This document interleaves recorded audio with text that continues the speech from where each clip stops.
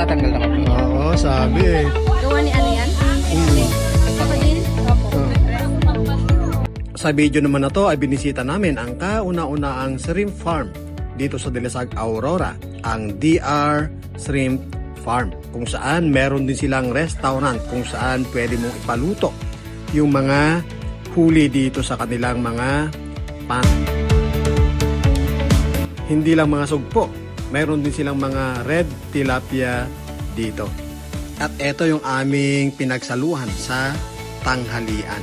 Iba't ibang luto ng hipon o sugpo at yung kanilang fried tilapia.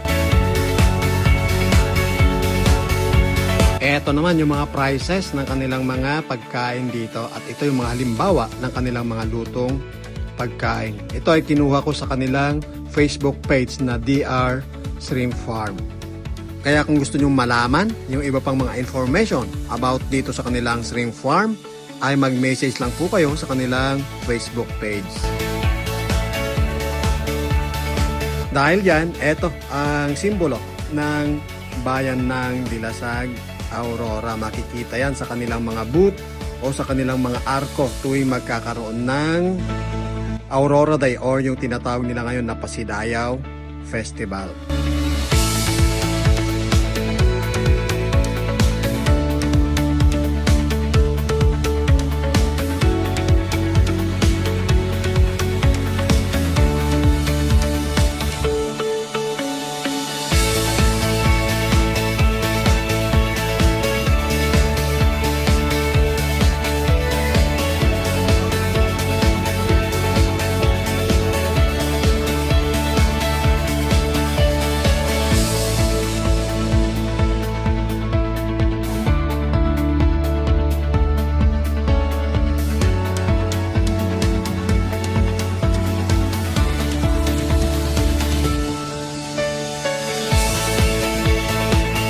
Kaya kung gusto nyo ng fresh na harvest ng mga hipon at gusto nyo ipaluto agad, visit na kayo rito sa DR Shrimp Farm. Or kung gusto nyo ng supplier ng mga sugpo, ay message lang po kayo sa kanilang Facebook page.